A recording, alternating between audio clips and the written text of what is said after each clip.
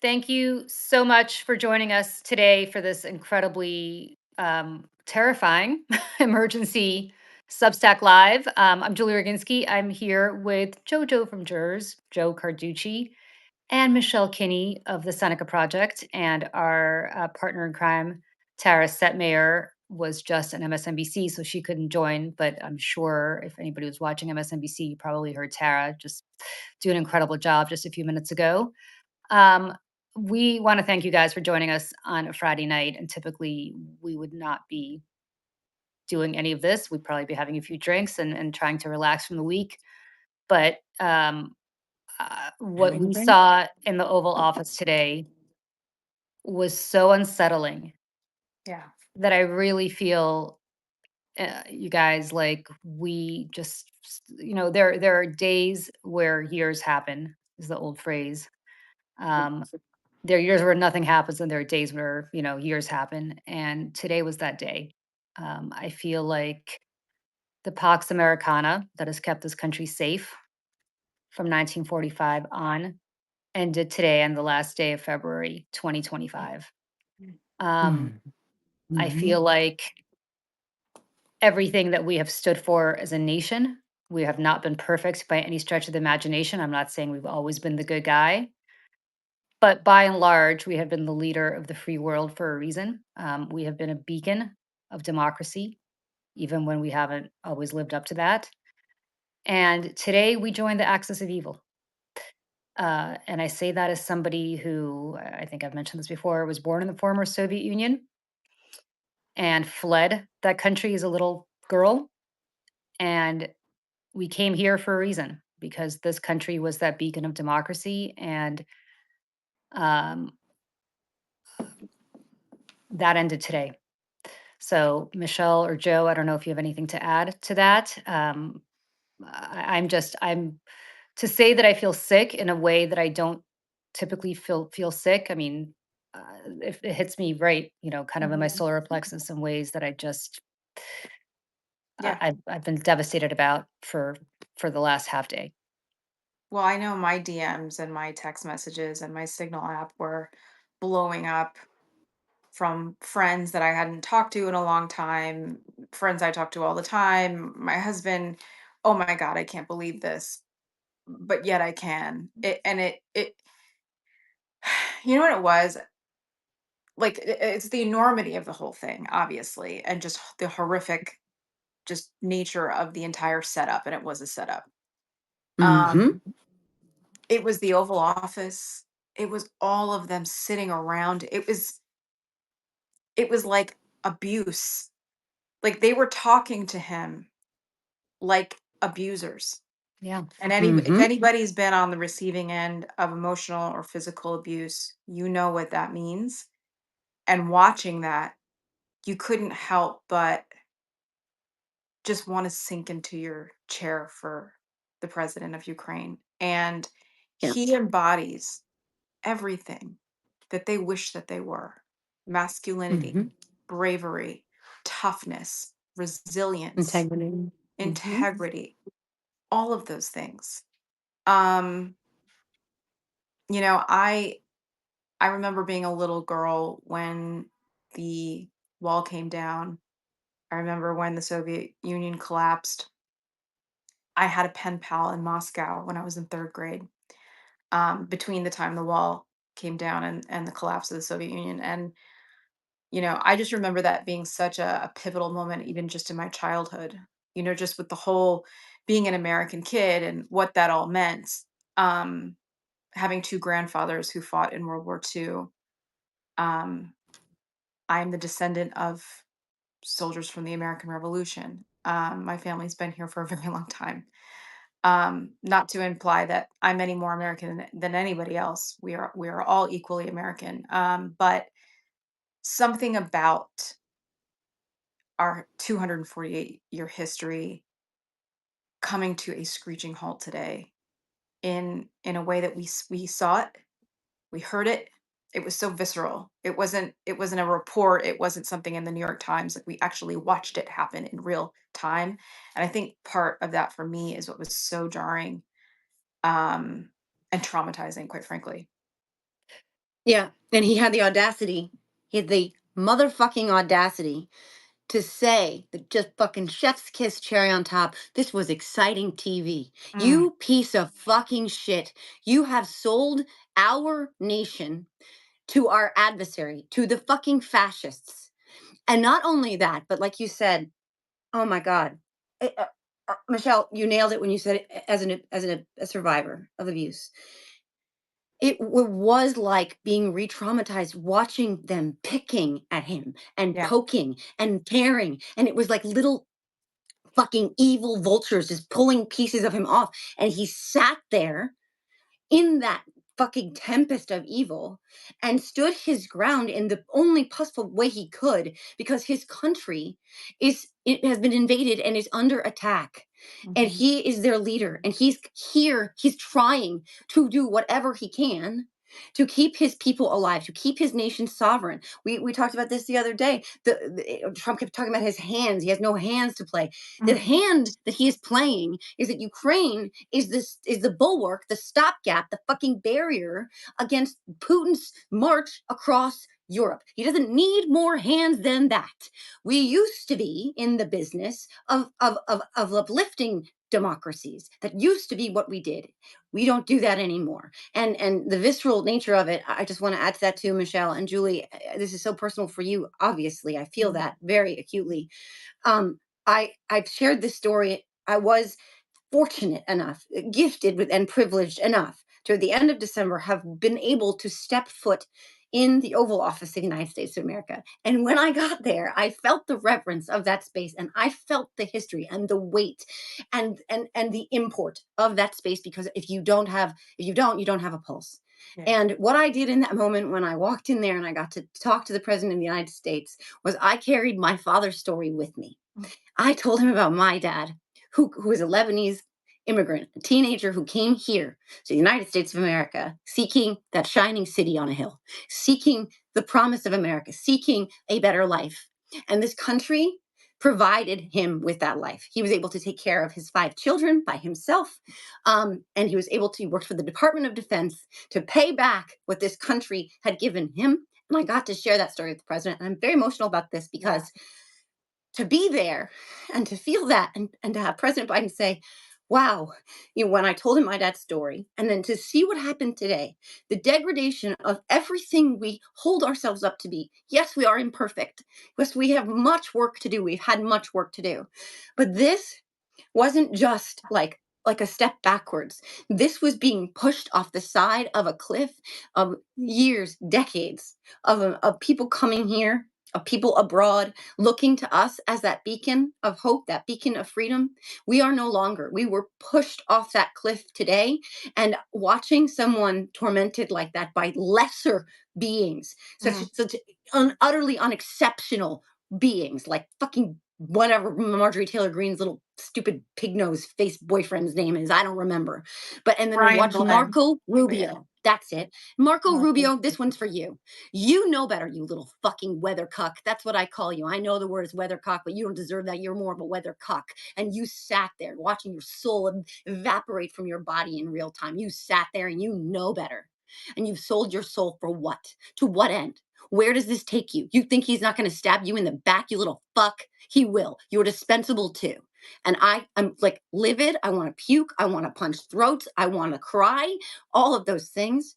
But everybody here, these beautiful faces, everybody here on this live right now gets it. This is not a partisan issue. And I don't care if you want to pretend like, yeah, America first. Yeah, we own that. Cry harder, Yeah. libs. Bullshit. I'm calling you on it Mhm. because you watched that and you thought to yourself, holy shit, this isn't who we are. This is embarrassing. This is destabilizing. This is not our better angels. And I don't believe one of you, not one of you, actually thinks that was a strong move. So All right. fuck that. I'm going to tell you guys a story because you've inspired me, Joe. Mhm. So, I was at a press conference with Lindsey Graham um, about a year ago, and let me back up. One of the things that I do in my life is I run a nonprofit that tries to create better workplace environments for women, but also not just women, people of color, everybody. And what we do is we try to get rid of forced arbitration, NDAs, and that's It's called Lift Our Voices if you guys want to find out more about that, but that's not really the purpose of this story. Lindsey Graham has actually been a champion on our issues. Sponsored our bill to get rid of forced arbitration for sexual misconduct, sponsored our bill to get rid of NDAs for sexual misconduct. So I'm actually going to praise Lindsey Graham on this. But Mm. last June, we were at a press conference with Lindsey Graham because we introduced legislation to get rid of forced arbitration for age discrimination, another very good bill going nowhere under this president, but nevertheless, Lindsey Graham sponsored it. And it was, a bipartisan press conference. Lindsey Graham came in late. And we were kind of milling around before the press conference began. All of us are gathered up at the podium about to speak. But, before we kind of get going, you kind of do your politeness. And I went up to Lindsey Graham, who I don't have much to say to for obvious reasons. Yeah. But he was very, he has been good on the issues that I care about in my nonprofit space. And I went up to him and I said, Senator, I just want to thank you for everything you've done for Ukraine. Mm. Mhm. Because he was strong on Ukraine. And Lindsey Graham said, thank you. And then we went on to do our press conference, and then Lindsey Graham went away. To see Lindsey Graham today come out and effectively they brought Lindsey Graham right in. They knew who to call. Mhm. They Yeah, they did. called the guy that they call a neocon, Yeah. and he came running to the White House, went running down Pennsylvania Avenue to the White House and stood there in the driveway of the White House. And if you've ever been to the White House, Joe, I know you have. Yeah. I know exactly where he was. Right, Mhm. right off the East Room, and Right outside basically, of the yeah, Oval Office. yeah, and said Zelensky should resign. Yeah. He should resign. Yep. And I thought back to a year ago when Joe Biden was president, and Lindsey Graham was a hawk on Ukraine. And then I thought to myself, my God, why are you still in the Senate? Surely there's something else you can do with your life that will give you some sort of pride. You don't need to do this. And I would say the same to Marco Rubio, because watching Marco Rubio's Oof. body language today, Yikes. he wanted to sink into that couch. I mean, my father used to ream me out when I was 6 years old. I don't think I sank into a couch the way that he was sinking into a couch today as a You grown sunk man. into it like you was JD Vance and wanting to fuck it. Exactly. Thank God for you, Yes, honestly. thank you. And he sat there, and he knows better, as does Lindsey Graham, right? Yeah. Gigi Vance doesn't give up. I don't know what Lindsey Graham cares about other than, Well, there's a lot of sucking up to yeah. Peter Thiel or whatever the hell else he wants to do. But these Sucking guys something. actually know. I mean, Marco Rubio and his whole chest beating thing about Cuba. Give me a break. Yeah. Whose satellite state was Cuba for all those years, Marco Rubio, and still is? I think you know. Lindsey Graham, who never Mhm. met a war he didn't love, you know. Mhm. You know. And yet, Marco Rubio, if I were Marco Rubio today, this is what would have been going on in my head. Holy shit, I gave up my Senate seat for this. Yeah, I was So thinking I that can't too. resign, because if I resign, I go back to Florida and I don't know what I'm going to do, because who wants to Yeah, live in I'm gonna that? end up on some Yeah, office on K Street or something. right. So, but Marco Rubio, if he had any integrity at all, Mhm. would have walked out today and said, Mr. President, I resign. Because there are Mhm. things in life more important. There are things in life more important than the office. Yep. And Yep. that's what's going to happen on your deathbed. You're not going to look back on this day on your deathbed and say, you know what, I did the right thing. You're just not. I know it. In that last moment, right before death, they're not going to sit there and think, oh, thank God I sucked up to Donald Trump that day. They're going to think, holy shit, I sold out everything I ever stood for, and I knew better Yep. And he has for this. children. He has children He has who are children. going to grow up and they're Yep. going to wonder, because all of us, everyone is going to be looking at this time in history just the way we look at the Holocaust. And they're going to be asking, what did this person do? What did my family member do? What were they doing? And Marco Rubio's children I'm sorry, I have children. I'm not trying to say that they are in any way deserving of any fate that is not good. But I am telling you, they're going to look at their father and they're going to look at his legacy. And he Mhm. could have done the right thing in that moment. He could have been a fucking hero for democracy. And just another note about Marco Rubio, because that man fucking flip flops more than a freaking fish out of water. When Putin first stepped foot in Ukraine, what is this, 3 years ago? Marco Rubio was one of the first, loudest, Yes. most Yep. Yes. vociferous supporters of us helping. He said, every day until it's done, we will stand with Ukraine. And I remember because I said, that's fantastic. But remember when you turned your back on Ukraine, when you knew that Donald Trump withheld aid for Mhm. quid pro quo to help him with this election, the motherfucker got the quid pro quo after all.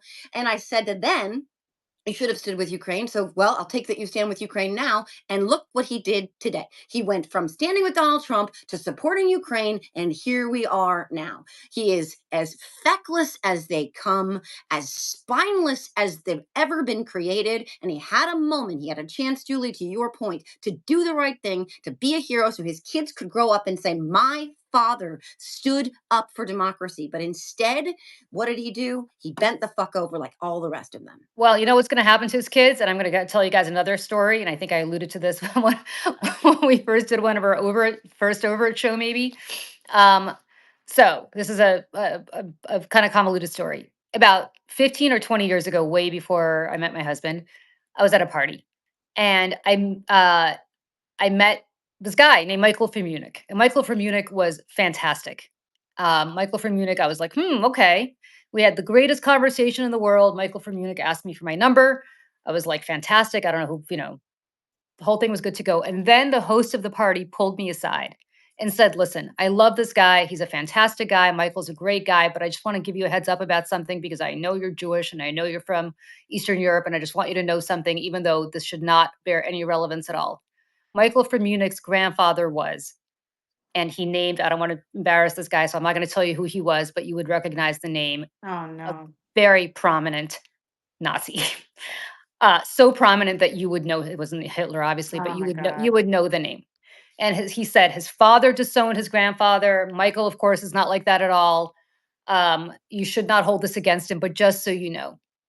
And you guys, I could not do it. It's not fair Yeah. to this guy. This poor guy does not deserve it. I get it. I get it. I get it. But he doesn't deserve it. But I just couldn't do it because I played the whole scenario out and I said, what if Michael from Munich and I fall madly in love and get married?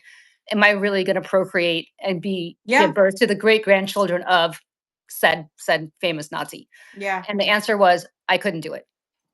Congratulations, Marco Rubio, because in 2 generations, somebody's gonna meet your grandson or granddaughter, and they're gonna have that reaction. And to Mhm. everybody who's Mm. part of this, because this is bending the knee to fascists, because what Vladimir Putin is doing in Bucha, what Vladimir Putin is doing, kidnapping Ukrainian children and taking them to Russia for re-education, ripping them out of their mother's arms and sending them to Russia so they could be re-educated to hate their parents and hate their country, bombing and murdering senior centers, hospitals, kindergartens, churches.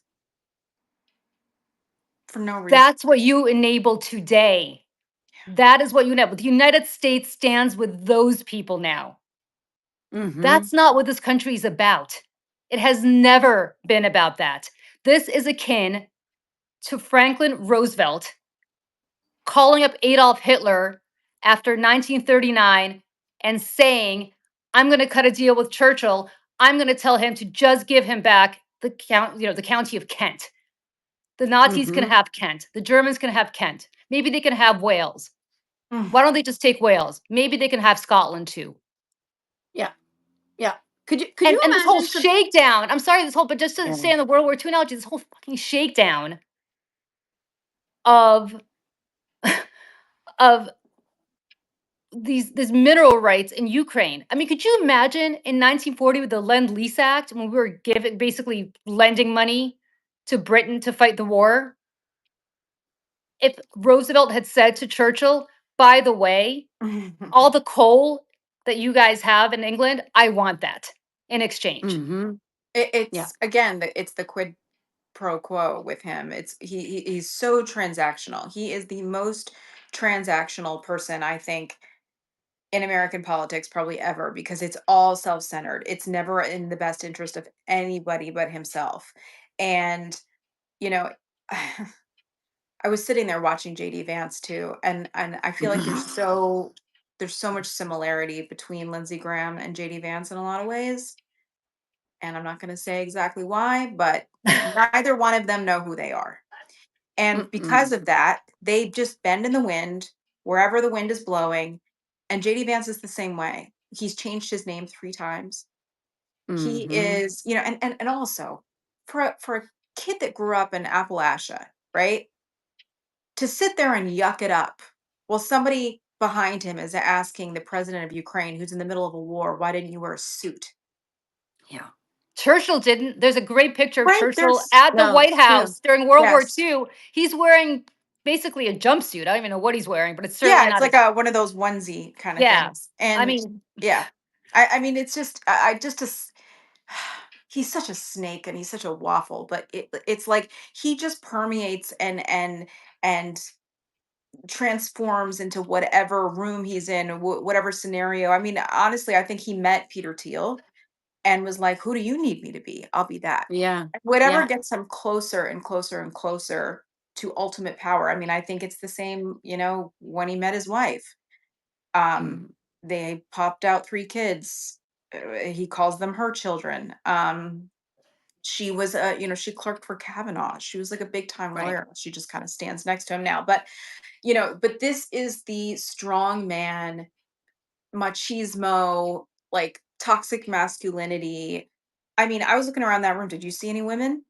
I didn't. Well, I was gonna say JD Vance, but no. Mm-mm. I mean, that's another Yeah. piece of this. It was a room full of men, Yeah. white Yeah, men. white men. Yeah, and I will say this about JD Vance and Lindsey Graham and Donald Trump, but I'll just make the comparison between Trump and Vance. And what I think is really undergirds all of their awfulness is that they have all this unresolved trauma, like they're Mm, frozen in time, right? Like, and I'm not a sociologist, a psychologist, or a psychiatrist.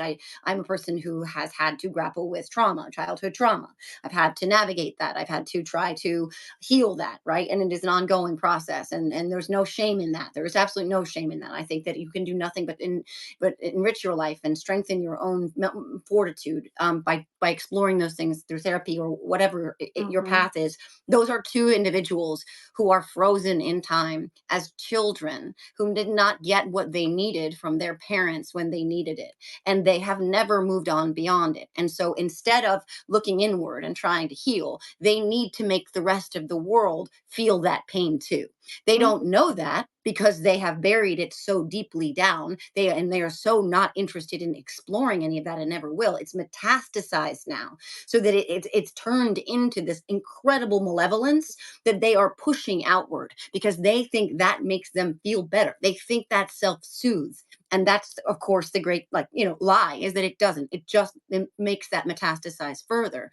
um that little analysis, armchair psychologist analysis aside, these are broken human beings. Well, human beings is a stretch, but here's the thing too.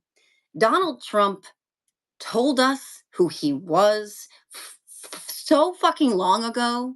He mhm. not only told us who he was back in his first term when it was Russia, Russia, Russia, and I don't have a Trump impersonation, and I'm proud of that fact. He has told us for the last 2 years what he was going to do, who he was aligned with, where the United States interests lied, and that Yeah. he was Putin's puppet. He was going to abandon NATO. He was going to walk away from our allies. He has never, not fucking once, ever criticized Putin for anything. And today he went further. He basically called him a victim of the American government under multiple presidents, by the way, because that's not fucking Looney Tunes, but also the media. And then he said that inside the Oval Office, and then he went outside and said it again. Poor Vladdy, nobody was nice to him. He just wanted to take over the world and reunite the Soviet Union and be a dictator. Why is everyone so mean to him? Shut up. Fuck you. But everybody who pretended like this is a surprise, hi, Piers Morgan, I'm talking to you. Yeah. You didn't Oh, listen. yeah. You I'd love to selectively know what didn't he has to listen. say. And how do And you align yourself with him now? How does somebody pick this part out and go, well, I don't like this at all, but I like his tax policy? Really? Mm. Really? and by the way, the best is when he said Putin, he went through some stuff together, the whole Russia hoax. Oh, Oh, like Right. yeah. That was Putin, yeah, nuts. yeah, okay. Together. That was Looney Like, Tunes. Like are we went like, through this together. Did we By the hear way, this? yeah, let me yeah, just say go. this. He kidnaps Americans. I mean, was it just a month ago when Americans got off the plane after being kidnapped by Vladimir Putin and sent to the gulag? Like, what more is there to say? And might That Right. we all remember Navalny? yeah. Like, I Yes. think of that man's face was going through my mind a lot today, thinking about what that man sacrificed and stood up for. And he is a hero. He is a hero. Hmm. And I can't imagine what he would think today if he was still with us watching all this. You I really know, can't. it's it's just amazing to me that we are now aligned with Russia Hmm. against Europe. Yeah. Mm. I mean, what Our oldest ally what with has France part of that. I mean, you had in the span of a few days, you had the president of France come here, Hmm. you had the prime minister of England come here, and you had the president of Ukraine come here. And he gave effectively the back of the hand, much more rudely today to Zelensky than he did to the others, but still pretty rudely to all three of them, the back of the hand to all three of them. And yet Vladimir Putin can do no wrong. Yep. Hmm. That must be how he got that weird bruise that isn't at all indicative of him Yeah. being very gravely ill. Uh-huh. Right. Yeah, From being Right. at the back of the hand. yeah. Yeah. So, No, it's true. It's Yeah. true. It's true, and it is absolute lunacy. Honestly, it is lunacy. Like my first thought today was Europe, get nukes, guys. Like I don't care, Switzerland, Finland, Norway. I don't know, every small little country, get yourselves armed, get yourselves nukes. Like Hmm. I'm like just like I'm like I'm like I'm rooting for Europe. I'm like, what are but we wait, gonna but do like? you Are we gonna understand? Like, attack our allies? but you're saying what you're saying, Joe, is the problem here. That this is how it affects us, right? It's not that we Right. have a big quote unquote beautiful ocean. This Hmm. is the lesson of us abandoning Ukraine.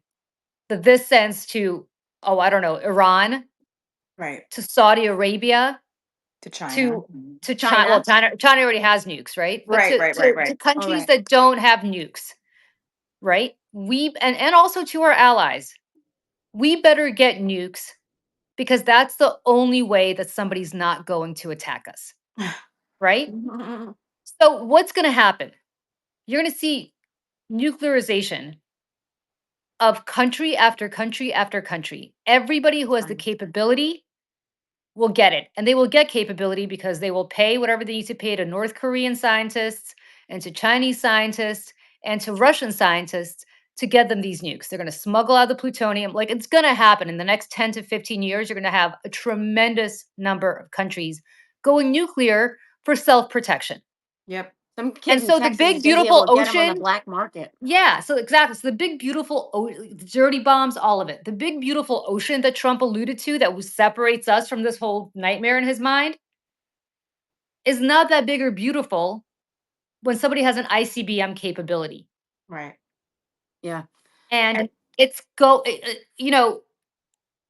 in 1945, when we dropped the bomb mm, on Japan, it apparently made such an impact on the devastation that we have not had that happen since, despite the fact that more and more countries have gone nuclear since 1945.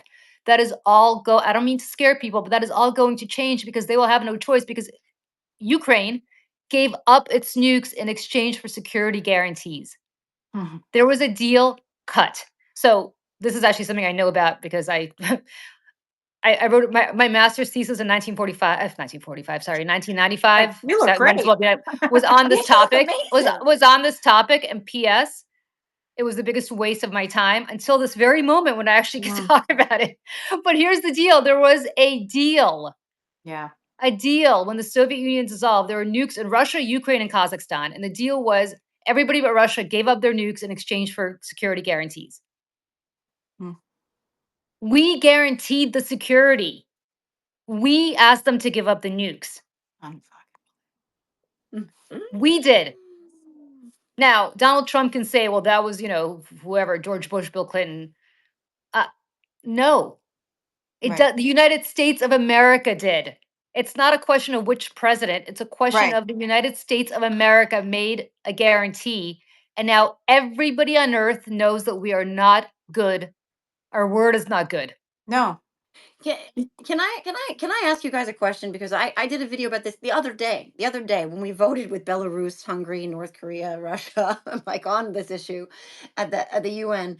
I did a video about, this is a big giant steaming shit on the greatest generation's graves, right? Like on their graves and on their legacies and on their and on their sacrifice. And what I want to know from everybody in the chat too, this is what I want to know, because we all have people in our lives who support Donald Trump, and yet will say that is the greatest generation, right? They will say that those are heroes, because they are right, because those were heroes. They are heroes. They will forever be heroes. They fought and died to defeat fascists. Women here sacrificed everything so they could build the tanks and the airplanes that crushed fascism. So Yep. I want to know, those people still, they are looking at this. I know there's cognitive dissonance, but they're looking at this right now, and they're holding that other opinion that is correct in lifting up these people as heroes.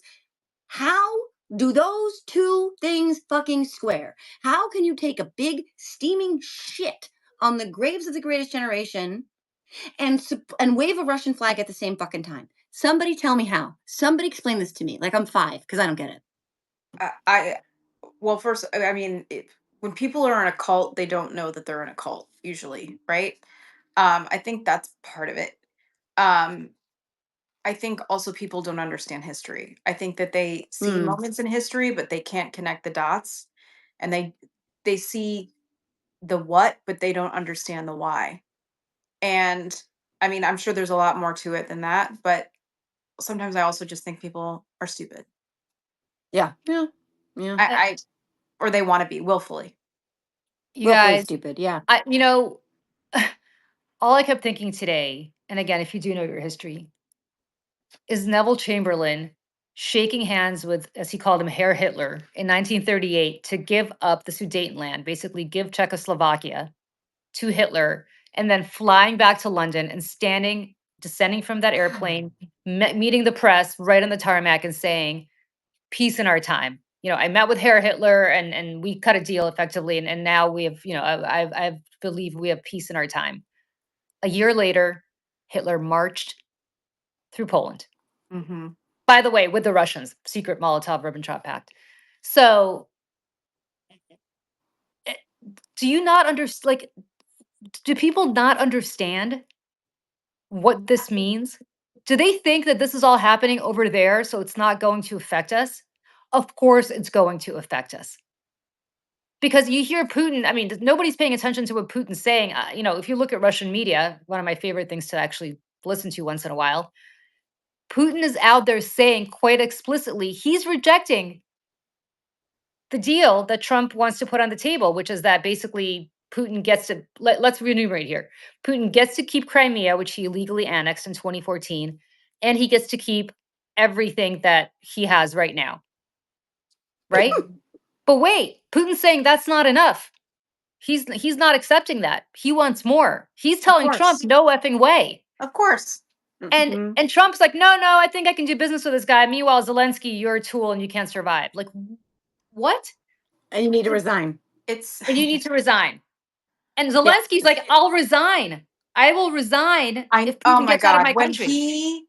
when he said he's like, "I will step down as president in order to have Ukraine be a member of NATO." My husband and I were talking about that. I was like, "That's some George Washington shit." Right? Like Yeah. stepping down and putting your own, ambition or ego, whatever it is, aside for the greater good, for freedom, for democracy, for all those things that we love and cherish. I mean, that that's big time stuff for him to There- even Yeah. offer that. there's not going to be a NATO, Can you you, guys. can, I hate to be I the no. no, buzzkill I here. totally I'm Oh I'm in no. agreement. I'm in Can you agreement. imagine? Can you imagine, like, marauders go through your neighborhood and they're like, "Ooh, ooh, I'm gonna go into their house." And they come into your Mm. house and they take up residence in your living room. They take the remote control and they fucking fuck your cat and they use all the toilet paper and they drink out of the milk container and they're like, "Well, we live here now. This is our kitchen. This is our bathroom. This is our house. You can have for now. We're gonna keep trying to attack you over there in that master bedroom, but that's where you can have that. But we're gonna keep attacking you." And then somebody comes in and they're like, "Well, we can broker peace here." Your neighbor comes in your house and they're like, "You know what, Julie, yeah, I understand that this is uncomfortable for you, but if you weren't out there flaunting all your big, giant, beautiful house all the time and threatening to grow your house bigger and make it nicer, then these marauders wouldn't have been like, I need to break into that house and take it over and kill their cat, Yeah. or fuck their cat or whatever they're doing to the cat." Can you imagine? That's This poor peace. cat, That's peace. Jojo. Just I know, poor cat. Sorry, but let them. But here's what your neighbor says. But look, Julie, I'm gonna make a deal with you. Can you just let the marauders keep the remote, keep the kitchen, keep one of the bathrooms, and every now and then they might loft bomb your way in the master bedroom. But do you want peace? Oh, and by the way, they're gonna take all your silver, all your family jewels, all the china, all the crystal you might have gotten from your wedding that you'll never use. They're gonna take all that stuff too. But do you want peace or not? Because if you're not going to accept this peace, then they're just going to take it all and you're basically asking for it. And then they're going to go to your neighbor's house and they're going to take that too.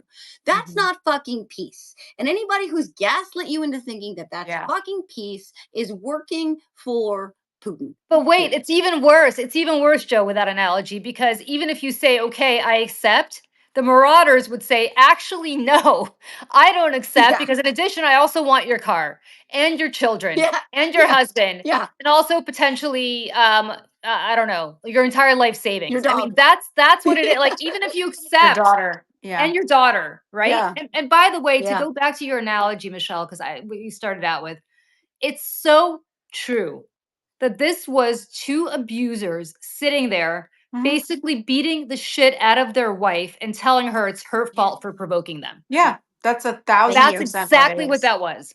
That is That is exactly what that exactly right. was. And Because Yep. she dared to say, you know what, maybe I don't deserve this. She didn't sit there and take it. For Mhm. once she Yep. piped up.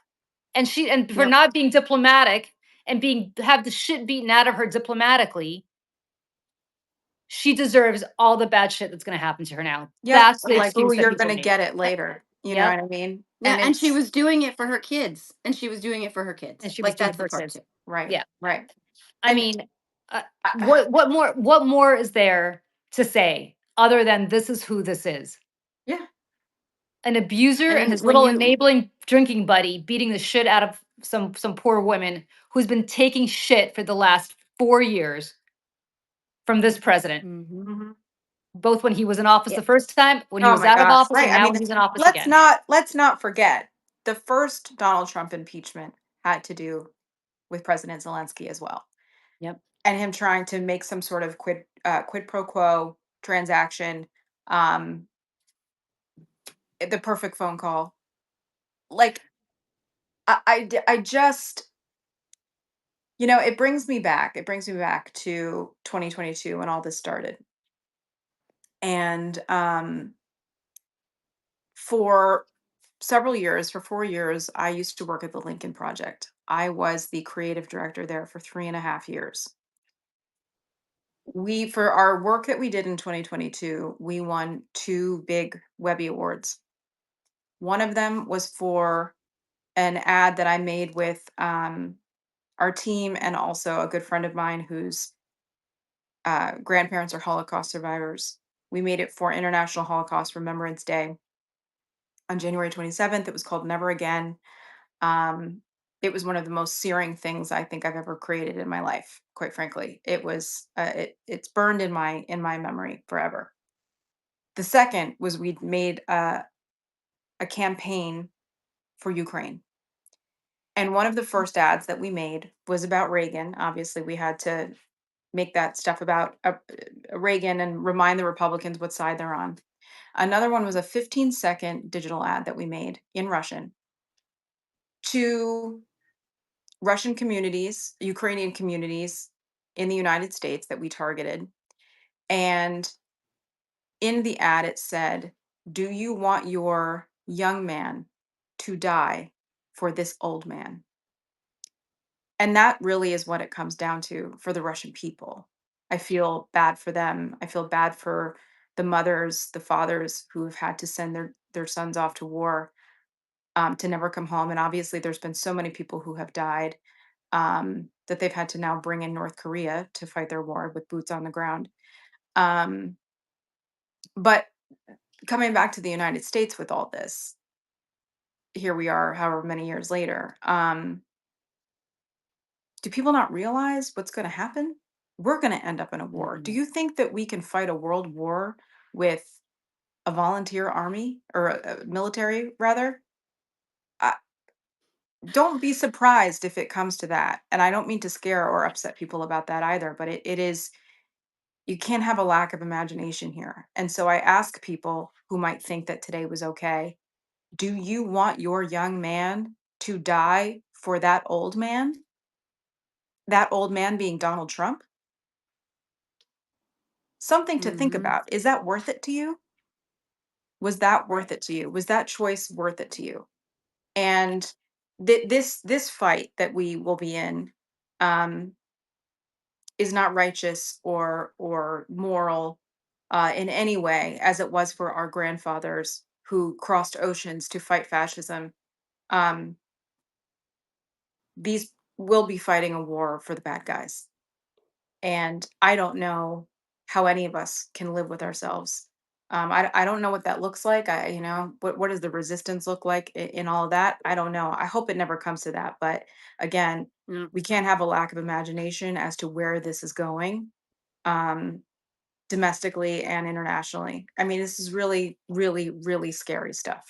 And you always say Michelle, that, I Michelle, and I think. think Oh, sorry. Go ahead. yeah, I was gonna say, and, just a quick thing, you always say that, Michelle, and I think it's so important for people to just think about what Michelle says always, if you haven't heard her say this before, that we suffer from a lack of imagination here. And Yep. all the things that you think are improbable, that are just so fantastical that they can never possibly happen, they've Yeah. ha they happened. Yeah. They happened, and they will Yeah. continue to happen. So everything we're talking about now, war, all the stuff that we think, this big, beautiful ocean that we're separated by, First of nine all, that eleven. ocean, I'll that never I'll ocean never ain't that forget big. 9/11. If you've read the 9/11 commission report, they began by saying the United States, this happened because the United States suffered from a lack of imagination. Mhm. We could not imagine Mhm. that people would steal planes and fly them into a building, And use something them so as simple. missiles. Yeah. Yeah, just Yeah. something so simple that it never occurred to us that something so simple could be done. Same thing here.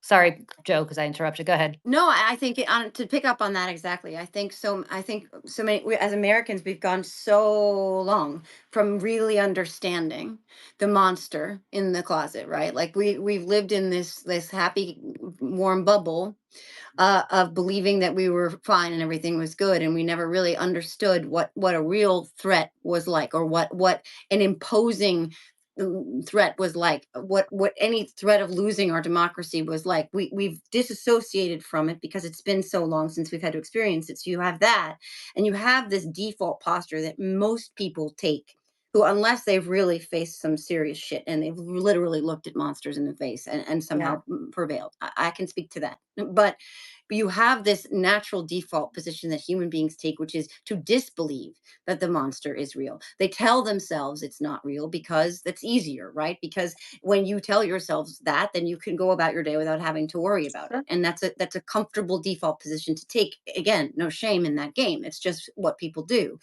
I know so many survivors of abuse who have said to me, there's a difference, though, for a lot of people who have actually stared those monsters in the face and said, I see you, I know you're real.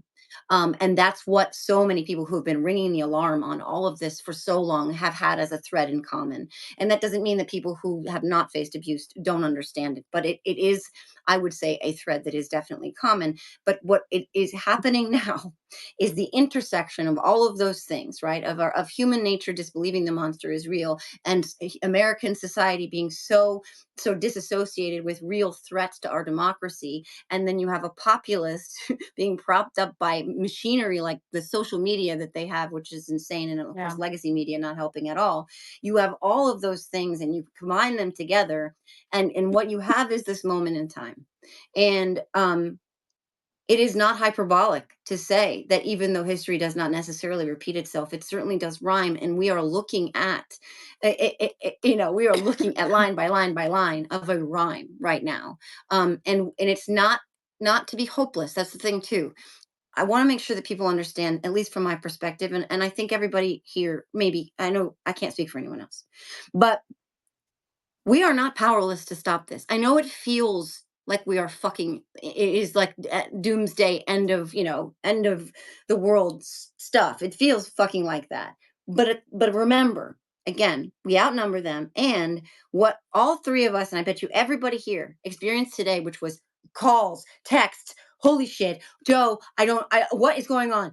Julie, Michelle, what's happening? Call me. I don't know. This was the craziest thing I've ever seen in my. When have we had an event like that, or in recent memory? Yes, with Trump, they feel like their daily occurrences. But This was this something one different. thing, right? It in its most fucked up way unified so many people and woke them up. It was a wake up call, if ever there was one, that this shit is real. That fascism is not just knocking on the door; it's sitting at the Resolute desk. But we're not powerless to stop it. First of all, we have three special elections. I'm just going to fucking say that can give us the House of Representatives back. Hello, Florida 1-6 and New York You're 21, right, 21. Michelle? 21. Let's remember, we the people still have the power, and we're not just going to roll over like a lot of fucking feckless Marco Rubios and Lindsey Grahams are doing and let them take this from us. So I hope that it doesn't sound insane to say that there's still hope, but these calls, these conversations, seeing my friends, like what the fuck, like that actually does give me hope that we will rise up and we will defeat this motherfucking shit, because we are actually still for now in charge, even though it And doesn't feel like it. and yes, and people have asked, what can you do besides calls? First of all, just so you know, the word has gone out, according to NBC News a couple of days ago, that Speaker Johnson, who apparently first claimed that all of these protesters showing up at town halls were paid protesters, Yeah, I also. wish.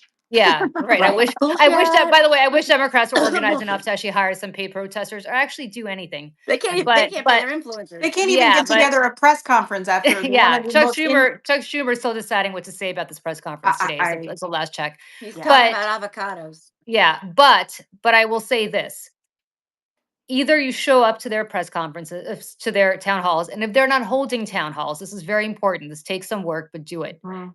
Organize your own. Rent out a VFW hall. It's like a couple $100. Get a few of your friends and just paper your neighborhood and just go door to door, Xerox stuff saying it's Yeah. 6 p.m. on Saturday night. We're going meeting at the VFW hall, on Main Street, and we invite your member of Congress. Put Tell their them to face be on there. it. Say Tell them to come be come and there. tell come And and tell them what you either think. either they show up because enough people are there demanding that they show up, or you leave an empty chair and you discuss what it is about them that you can't stand because they're cowards and they won't look you in the eye. And by the Yep. way, this is not just for Republicans, it's for Democrats too. Because they work for us. They work for us, guys. I worked on the Hill. I've worked for politicians for 30 years. I'm telling you right now, they're scared of two things.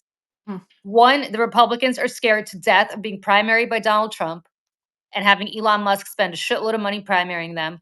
But equally as importantly, they're scared of being voted out of office by us, by us. We are as Mhm. powerful as Elon Musk and Donald Trump. The only way Elon Musk is powerful in their perspective is that he has enough money to sway public opinion by doing advertising. We're the Right. public opinion he's trying to sway. So don't be swayed, just show up and do this. That's what you can do. Organize your own town halls. And to that point too, I posted something on Instagram. It's actually in the copy of a Wired article, so you'd have to kind of go look for it. But I put a list of like 15 things you can do other than like donate money. And I'm trying to think of what they are right off the top of my head, but there was one about sharing content. That really does matter, especially when we are up against an ecosystem, a right wing propaganda machine that you cannot imagine. I was talking about what I did for my job before co-founded Seneca Project with Tara Setmayer. Um, I was making ads and I was helping a rapid response team like deal with this stuff day in, day out. I was doing this 24/7, waiting in the worst of it. You cannot imagine how deep the depths of hell this machine Mm. is. And we are so far behind. The good guys are so far behind, at least a decade. And Mhm. so it is really important that people with money and influence can invest in those voices, because these things don't just magically happen. They do need investment. um, and if you can't do that, you share it, you like it, you subscribe. Those things actually do matter, because when you do those things, it tells the algorithm to then send it to more people. So that is it feels like silly to just, oh, I don't need to. Yes, like something. If you like something, or it's something's important to you, it moves you, like it, share it with someone, share it anywhere. Those things really do matter. And Yeah. if you think you have something to say and you're like, I could never do that. I can't, I'll never get any likes or subscribers or followers or whatever. Nonsense. Like there is no voice too small. There is No, no exactly. opinion that is invalidated. You to all start somewhere. Michelle, your ripples, right? Yeah. I love. Maybe I'll just let you do that, the ripple thing, because Oh, that's Tara's my thing, point, but thank you. Yeah, Paris thing. it's a quote, but I will Yeah. murder it if I even try. But yes, it's great. Yeah, but like my version of it is, if we all do a little, then no one has to do it all. But also, like everybody out there, to this ripple thing, I'm gonna murder. But like everybody out there has your voice. Every stone casts a ripple in the water, right? So Mhm. eventually, those ripples together. This is the gist of it. Like create a wave. And I know we're done with the wave analogy, largely, despite all my pictures of waves. But the thing is, the point is, you have something to say. Start saying it. Micro influencers, blah blah blah blah blah. Like Mhm. we want to help people also learn how to do this, because we want to build an army that rivals theirs, an army of Mhm. creators, an army of independent voices, an army beyond the legacy media tentacles. Like we there You have something to say, you should go out there and say it. And then you have outsized influence, by the way, in your own circles, in your own lives, your Yeah. family, your friends, people you know. They are more influenced by the things that you say than they are by anything I could ever say, anything the news could ever say. So tell them. Have these tough conversations. Maybe they don't know the implications of what happened today. Maybe they're afraid or intimidated to ask because they think that'll make them look stupid or out of touch or disconnected. Maybe you can be that conduit towards the truth. Like there's no action that goes like without some kind of reaction. And I think like that's what everyone needs to understand, is that there's power within all of us.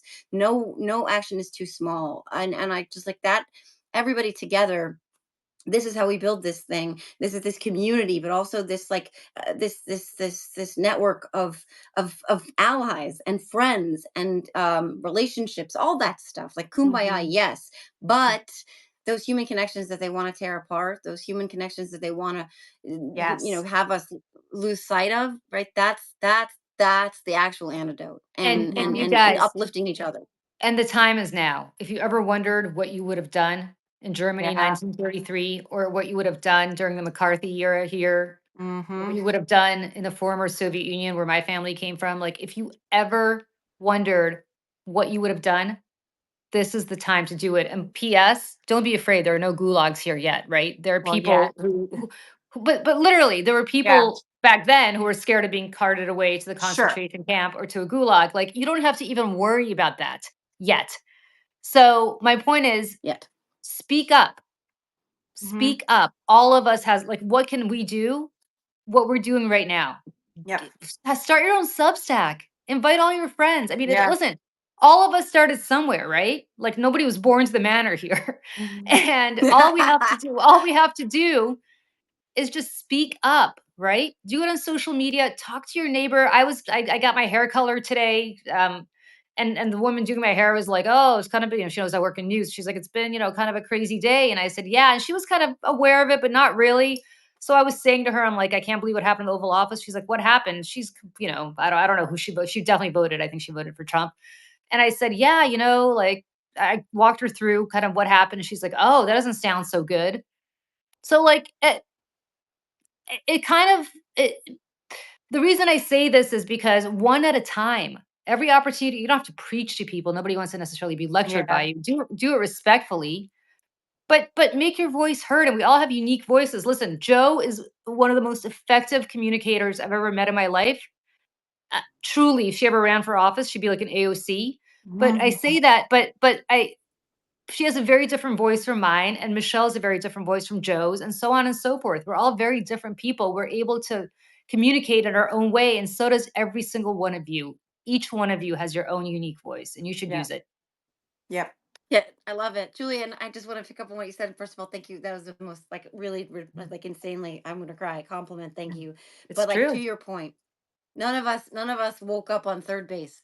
None of us woke up with some like crown of like media stars, social media, whatever. Like Mhm. I was a single, oh, and I was married actually at the time, but in 2016 I was a suburban mom. Like what the fuck is happening? I'm just a mom. Yeah. I went on Twitter. I was like, how do I tweet? It took me a year to learn how to enter a new line of text where I just thought everything had to be one paragraph. Okay. I didn't know what the fuck I was doing. I didn't think anybody could hear me, but I needed to be heard because it made me feel empowered, because it made me recapture my voice. And every single time I took a step towards finding myself and my voice was a step forward. And I never had a famous name. I didn't have any, cachet. I didn't come into this thinking I would ever be known for anything. I wanted to say something because I did not want to accept the reality that was being imposed upon me and my children. And that was Mhm. my why, and that was all I needed to make me feel like I was not losing my mind, my democracy, and my country all at once. And everyone out there has the capacity to do the same thing. you Yep. you you all have that, and even if it only makes you feel heard, and that's all you need so you can keep going, that's all it takes. That's it. Like I just, like Julie said, like just keep, AOC said it, and I think she's right. Every day I wake up and I think, what can I do today? How can I stand up against this today? In acts large and small, what can I do? And we can all do something so that none of us has to do it all. Yeah. All right. Well, speaking of, some of us need to get back to our kids, and some of us need to have a stiff drink after today. Me.